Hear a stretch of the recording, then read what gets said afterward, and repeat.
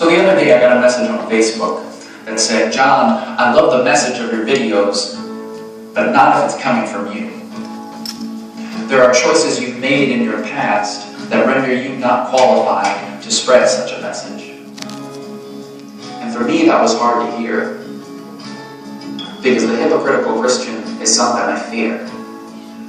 To be put in a category like that, I can think of nothing worse.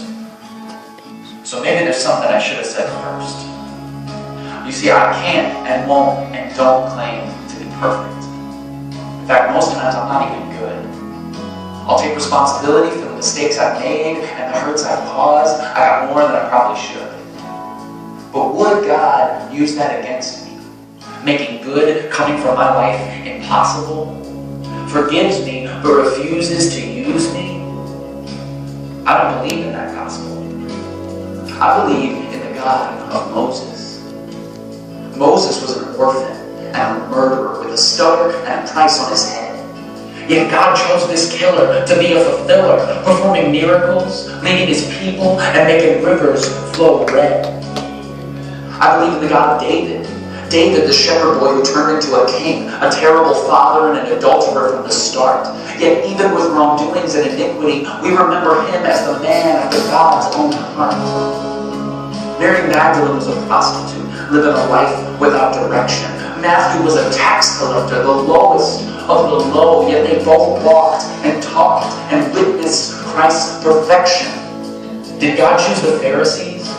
The self-righteous and pompous, full of laws and pretension? Or did he choose cowardly Peter and persecuting Paul to spread the message of Christ's redemption? All these heroes in the Bible, not one of them was rightly. Leaning not on themselves, they leaned on God. And you know what God is? He is mighty. Yes.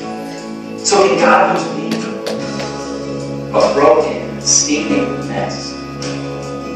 And can God use him or her or you? I'm here to tell you right now that the answer is yes. God can and will use anybody, even if you only go to church on Christmas. Does he only speak through the preacher? No, God is in a different business, because believing in the Lord isn't living a perfect Walgreens life, always doing right. It's letting his light shine from within and letting his word be your tutor. He'll take your broken past, helping you step into a more hopeful future, because it wasn't for perfection that Jesus died on that cross. It was for the unhealthy, so the sick could serve the sick and seek and save the lost. Because in the end, these words and these lights and these cameras and this video, it's not about me.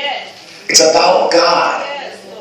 And with God, it's never about who you were, but about who you will be. It's God's story for the world, and we're just playing our parts. So if you're out there feeling not qualified, that's great. Because not qualified is where he starts.